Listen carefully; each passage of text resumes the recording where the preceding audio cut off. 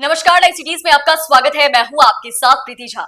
Live cities के खास कार्यक्रम सुबह की चाय में आप सभी का स्वागत है और आज हम कई मुद्दों पर बातचीत करेंगे। देखिए, आज प्रशांत किशोर जो है बड़ी घोषणा वो कर सकते हैं। रामगढ़ से आखिरकार उम्मीदवार कौन होगा, और आप सभी जान रहे हैं कि अभी 4 सीटों पर जो उपचुनाव होने वाले हैं, सबकी नजर उस पर टिकी हुई है। कहां से कौन कैंडिडेट्स होंगे वो लगभग तय हो गया है, लेकिन अभी भी नजर है सभी की तो प्रशांत किशोर के उम्मीदवार कौन होंगे, क्योंकि चर्चा भी इसकी काफी ज्यादा हो रही है। और वहीं प्रशांत किशोर आज जो है बड़ी घोषणा करेंगे। रामगढ़ से कौन चुनावी मैदान में उतरेंगे, वही तरारी पर पेच जो है अभी भी फंसा हुआ है। और इसी के साथ हम ये भी बात करेंगे कि कैसे बिहार के मुख्यमंत्री नीतीश कुमार ने युवाओं को लेकर बड़ी घोषणा की है, रोजगार को लेकर बड़ी घोषणा की है, और आने वाले समय में ये कहा है कि कैसे लाखों पदों पर भर्तियां जो है वो होनी है। इसके लिए उन्होंने डीजीपी के सामने हाथ तक जोड़ा है। और वहीं आपको बता दें तो किस तरीके से तमाम चीजों को लेकर बात करेंगे कि कैसे उस दिन एनडीए की बड़ी बैठक होने वाली है, कई महत्वपूर्ण बातों पर भी चर्चा होगी, ये भी देखने वाली बात होगी। और वहीं आपको यह भी बता दें कि कैसे राज्य भर के जो टीचर हैं, जो शिक्षक हैं, उनका गुस्सा फूट पड़ा है। जो सीएम है नीतीश कुमार, उनसे वो सभी बड़ी मांग कर रहे हैं। किस चीज को लेकर? तो त्योहार में छुट्टियों को लेकर। ये पहली दफा ऐसा नहीं है जब शिक्षकों का गुस्सा जो है वो फूटा है। और ये शिक्षकों का गुस्सा क्यों? आखिरकार उन्हें त्योहार में जो स्कूल आना पड़ता है, उसको लेकर उनका गुस्सा फूट पड़ा है। दिवाली के दिन एक दिन की छुट्टी जो है वो मिली है, और वहीं छठ में सिर्फ 3 दिन की छुट्टी मिली है। नहाए खाए और खरना के दिन उन्हें स्कूल तो आना ही होगा। ये तमाम चीजें हैं, तमाम चीजों पर आज हम चर्चा जो है वो करेंगे। और वही बता दें तो चिराग पासवान की बड़ी बैठक जो है वो भी होने वाली है। और वही बिहार के उपचुनाव को लेकर जो 4 जो विधानसभा सीट है वहां पर उपचुनाव होने वाले, उसको लेकर बीजेपी ने स्टार प्रचारक की लिस्ट जो है वो भी जारी कर दी है। कई बड़े नेता जो है वो उसमें शामिल है। इसमें गिरिराज सिंह है, सम्राट चौधरी है, विजय सिन्हा है, तमाम जो बड़े नेता, नित्यानंद राय जो है, विनोद तावड़े, ये सभी नाम जो है इसमें शामिल है। कई सारे मुद्दे हैं, इन तमाम मुद्दों पर हम बातचीत करेंगे। और इस मुद्दे पर बातचीत करने के लिए हमारे साथ सीनियर जर्नलिस्ट रवि उपाध्याय हैं। तो सर, पहली तो बात हम यही कर लेते हैं कि अभी सरगर्मी काफी ज्यादा तेज है उपचुनाव को लेकर, 4 सीटों पर जो विधानसभा उपचुनाव होने हैं उसको लेकर। और वहीं आप देख रहे हैं कि सबकी नजर कहीं ना कहीं प्रशांत किशोर पर जरूर टिकी हुई है कि आखिरकार प्रशांत किशोर क्या करेंगे, कहां से जो उम्मीदवार उन्होंने 3 सीटों पर तो उतार दिया है, लेकिन रामगढ़ अभी भी बची हुई है। और आज इसको लेकर बड़ी घोषणा जो है वो हो सकती है। और तरारी का भी मामला फंसा है। सर, क्या कहेंगे? देखिए, निश्चित रूप से जो बिहार में 4 सीटों पर उपचुनाव हो रहे हैं, हाँ। रामगढ़, इमामगंज, बेलागंज और तरारी, तो उसमें देखिए इंडिया ब्लॉक और एनडीए दोनों ओर से सभी सीटों पर उम्मीदवार दे दिए गए हैं। सिर्फ जनसुराज जो प्रशांत किशोर की पार्टी है, और प्रशांत किशोर कहते भी हैं और यह फैक्ट भी है कि 10 दिन पहले उनकी पार्टी जनसुराज का गठन हुआ है। तो ऐसे में 2 सीट पर तो उन्होंने बहुत मजबूत उम्मीदवार दिया है। और वहां अब देखिए, तीसरी सीट पर भी लेफ्टिनेंट अवकाश प्राप्त लेफ्टिनेंट जनरल एसके सिंह को दिया था, लेकिन किन्हीं कारणों से उनका वोटर लिस्ट में नाम नहीं है, जो कि पेच की बात है। और प्रशांत किशोर बात भी यह कह रहे हैं कि सियाचिन में आप जा सकते हैं लड़ने के लिए, लेकिन आपको यहाँ पर अगर यदि आपका नाम नहीं है पर्चा में या सूची में, तो आप नहीं लड़ सकते। तो यह उसके लेकर के वह तो अब तो यह कानूनी लड़ाई है। अब तो यह बॉल जो है सो अब चला गया है चुनाव आयोग के पाले में, और फिर बॉल ये जाएगा सर्वोच्च न्यायालय में। यह एक अलग विषय है, लेकिन जो टेक्निकल जो प्रॉब्लम है वह लेफ्टिनेंट जनरल एसके सिंह कहीं ना कहीं बैकफुट पर प्रशांत किशोर की पार्टी इस मुद्दे पर दिखाई पड़ रही है। तो निश्चित रूप से हम यह कहेंगे, जो 2 सीट पर उन्होंने दिया है, एक उन्होंने इमामगंज से डॉक्टर जितेंद्र पासवान को उम्मीदवार बनाया है प्रशांत किशोर ने, और बेलागंज से प्रोफेसर खिलाफत हुसैन को उम्मीदवार बनाया। दोनों ही मजबूत उम्मीदवार हैं। और निश्चित रूप से बेलागंज और इमामगंज, जो बेलागंज जो खिलाफत हुसैन है, वह निश्चित रूप से आपको इंडिया ब्लॉक के लिए वह परेशानी का सबब बनेंगे वहां पर। और इसी तरह से जितेंद्र पासवान इमामगंज जो सीट है वह जो है सो आपको एनडीए के लिए परेशानी का सबब बनेंगे। हम ये बताना चाह रहे हैं कि इस सीट पर जो इमामगंज जो है सो वो एनडीए के खाते में वो सीट थी, और बेलागंज जो है सो महागठबंधन इंडिया ब्लॉक के खाते में, आरजेडी के वो सीट थी। इसलिए, और टोटल आप देखिएगा, इन टोटलिटी अगर आप देखेंगे चारों सीट पर, तो 3 सीट महागठबंधन इंडिया ब्लॉक के कब्जे में थी, और एकमात्र सीट जो इमामगंज की सीट है वही जो है सो आपको जीतन राम मांझी की जिस सीट की बात है वह सीट आपको एनडीए के पाले में थी। तो इसलिए निश्चित रूप से प्रशांत किशोर भी अब लगे हुए, देखिए तरारी में भी उनका जो है सो गड़बड़ झाला हो रहा है, रामगढ़ में भी उनको अभी तक उम्मीदवार नहीं दे पाए। 5 लोग हैं रेस में, लेकिन अब कौन होंगे इस पे नहीं सहमति बन पा रही है कि पता नहीं क्या है। चुनाव में तो अब समय कहाँ रह गया, आपका नॉमिनेशन शुरू हो गया, सब कुछ चल गया, अब कब दीजिएगा। हाँ। अब आप कब जाएंगे, और डोर टू डोर जाना है, सब जगह आना जाना है आपको, जब नया, लेकिन तब है कि 1-2 नाम की चर्चा है अंदर कोने में। तो अब वहां पर उनको तरारी और रामगढ़ दोनों में, जबकि दोनों अब वहां पर अब देखिए तरारी और रामगढ़ में भारतीय जनता पार्टी और महागठबंधन की ओर से मजबूत पहलवान दे दिया गया दोनों जगहों से। ठीक है, वह कुछ जो परिवार की बात होती है, उससे तो वो इससे इतर नहीं दे सके, वह ठीक है। लेकिन यह देखिए प्रशांत किशोर निश्चित रूप से बिहार की राजनीति में एक नया एक्सपेरिमेंट करते हुए दिखाई पड़ रहे हैं। तो इस बात से आप इनकार नहीं कर सकते कि उसमें थोड़ी परेशानी है, और 10 दिन पहले की पार्टी है। तो यह सब आपको दिखाई पड़ेगा। और ये जिक्र भी कर रहे हैं कि 10 दिन पहले ही बनी है, अब बाकी उम्मीदवारों की चर्चा उतनी नहीं हो रही है जितनी हमारी हो रही है। यानी कि नजर तो है, ये कह रहे हैं कि आरजेडी और बीजेपी वाले के कैंडिडेट्स के ऊपर उतनी नजर नहीं है जितनी चर्चा हमारी हो रही है। बिल्कुल, देखिए सच्चाई भी है। और आप जैसो प्रशांत किशोर की पार्टी बने हुए कितना दिन हुआ, और देखिए हर जगह हुआ, जहां पर भी जा रहे हैं तो इंडिया ब्लॉक को भी डेंट कर रहे हैं, एनडीए को भी डेंट कर रहे हैं। तो ये एक सबसे बड़ी बात है, इसीलिए वह चर्चा में बने हुए हैं। अब देखिए हम लोग जो बात कर रहे हैं रामगढ़ और तरारी, दोनों जगह पर जो कैंडिडेट वो देंगे वह निश्चित रूप से आपको एनडीए और इंडिया ब्लॉक दोनों को वहां पर डेंट होता हुआ दिखाई पड़ेगा, क्योंकि वो मजबूत पहलवान की तलाश में है, और मजबूत पहलवान देंगे ही, इसमें भी आप इनकार नहीं कर सकते। जहां भी पेच फंस रहा है तरारी को लेकर, तो वहां पर भी चर्चा हो रही है कि अगर लेफ्टिनेंट जनरल एसके सिंह नहीं लड़ पाते हैं या उम्मीदवार किसी भी तरीके से नहीं हो पाते, फिर भी 2 नाम की चर्चा हो रही है। बिल्कुल, और 2 नाम की चर्चा हो रही है, इसमें एक करण सिंह भी है, और किरण सिंह, और एक घनश्याम राय जो है उनकी चर्चा भी हो रही है। हाँ, मुखिया जी जो है उनकी चर्चा भी हो रही है।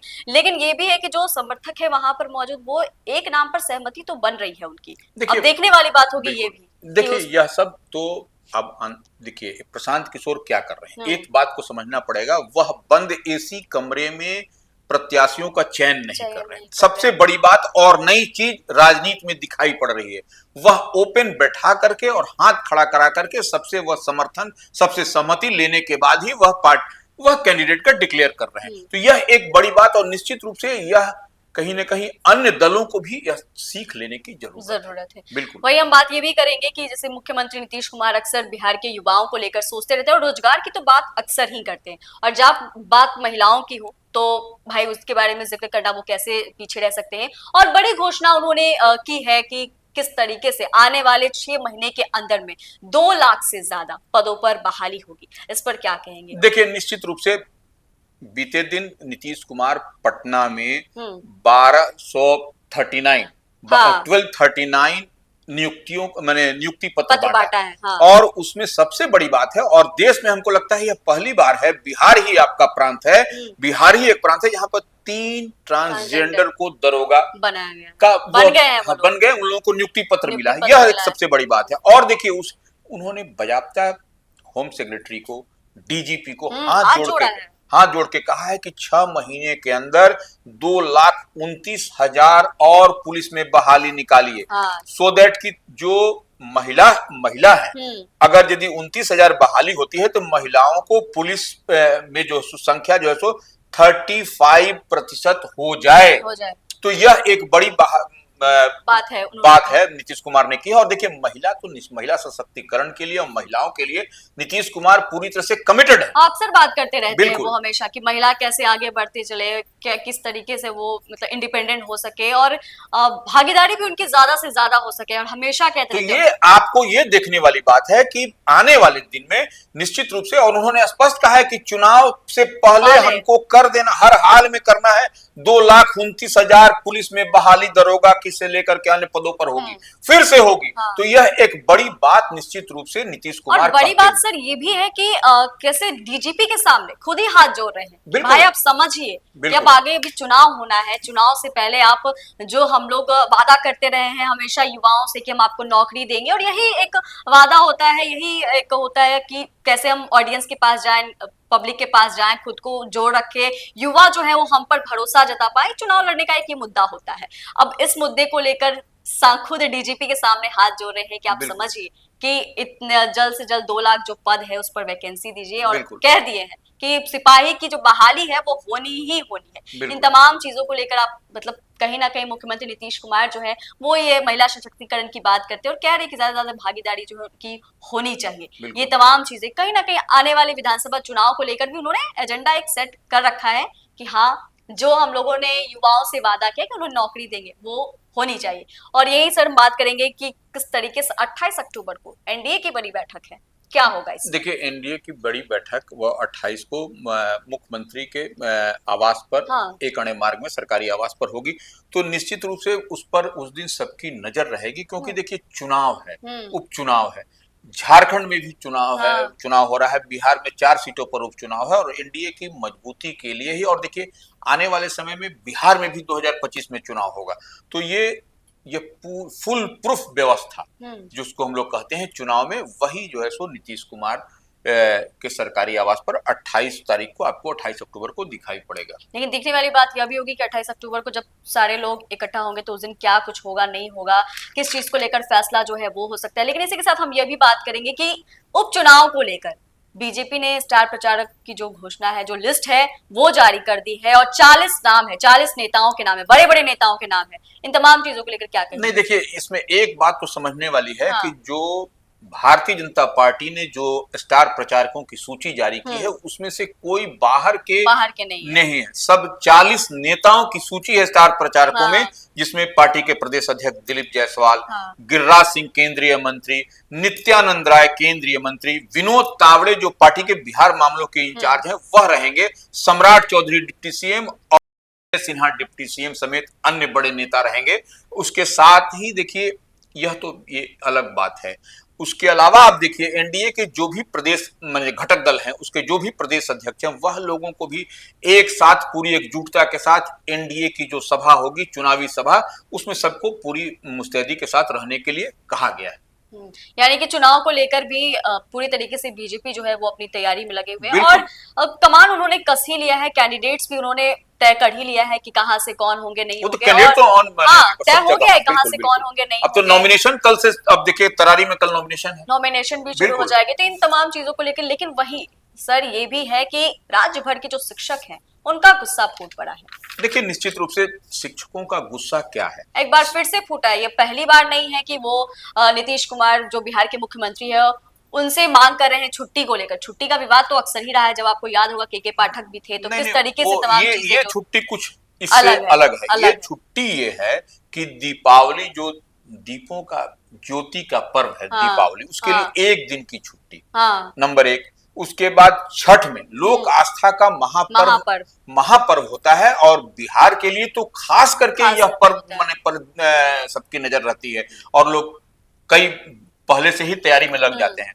तो इसके लिए 3 दिन की छुट्टी, और देखिए इसमें खरना और नहाए खाए के दिन भी आपको स्कूल जाना है, तो ये इनको 3 दिन की छुट्टी। तो ऐसे में शिक्षक हमेशा जो नहाए खाए और खरना जो शिक्षक या शिक्षिका करती होंगी, वो उनके लिए परेशानी है कि अब वो कैसे वो गेहूं सुखाएंगी, कैसे अन्य जो होता है, जो रिचुअल्स है जो आपका हम लोग करते हैं जो, तो वह उनके लिए परेशानी है। तो निश्चित रूप से यह एक बड़ी नाराजगी है, और ऐसा नहीं कि यह सरकार को, शिक्षा विभाग को इस पर पॉजिटिव सोच रखते हुए इन लोग पर, और साफ ये भी कह रहे हैं कि नीतीश कुमार के पास जाएंगे अपनी इसको लेकर की छुट्टी की जो है उसे बढ़ाया पॉजिटिव इस पर करने की बात है। और ये भी है सर कि कहीं ना कहीं जब शिक्षक खुद ही छठ कर रहे हैं, त्योहार कर रहे हैं, तो वो उनको 3 दिन की जो छुट्टी मिले, कैसे आएंगे जाएंगे, तमाम चीजों को लेकर। और वहीं सर आज ये भी बात करेंगे कि लोजपा की जो बड़ी बैठक है वो भी होने वाली है, और इसमें तमाम चीजों को लेकर भी बातचीत होगी, उपचुनाव को लेकर हो जाए या फिर अन्य जो आगे चीजें होने वाली उसको लेकर भी रणनीति वगैरह तैयार जो है वो की जाएगी। देखिए लोक जनशक्ति पार्टी रामविलास के राष्ट्रीय अध्यक्ष और केंद्रीय मंत्री चिराग पासवान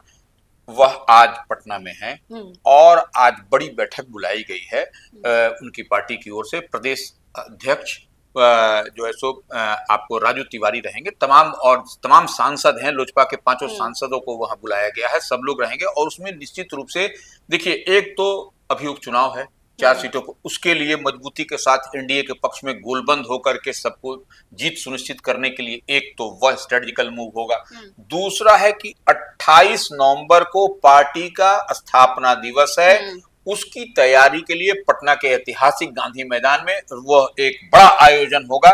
उससे कैसे कैसे लाना, और ये देखिए चुनाव के पहले या 28 नवंबर को ये बड़ा ये लोग 2025 में जो विधानसभा का चुनाव होगा उससे पहले एक मैसेज ये लोग लाउड एंड क्लियर इनकी पार्टी देना चाह रही है। इसको लेकर के यह मंथन चिंतन मनन होता हुआ दिखाई पड़ेगा। कैबिनेट की भी बैठक हो सकती है, उसमें कई एजेंडों पे मोहर भी लग सकती है, ये तमाम चीजें भी है। इस पर भी देखने वाली बात होगी कि मुख्यमंत्री नीतीश कुमार आखिरकार एक बार फिर से जो कैबिनेट की बैठक होती है उनकी, उसमें वो क्या कुछ देंगे। तो ये भी सर एक आज नजर जो है इस पर भी रहेगी कि निश्चित रूप से नीतीश मंत्रिमंडल की बैठक होगी, उसमें शिक्षकों के वेतन है, शिक्षकों की छुट्टी कटौती है वगैरह वगैरह, ट्रांसफर पोस्टिंग जो पॉलिसी नीति है उस पर जो नाराजगी जो बार बार सामने आती है, तो यह सब कई तरह के अहम सवाल होंगे आज की कैबिनेट की बैठक में।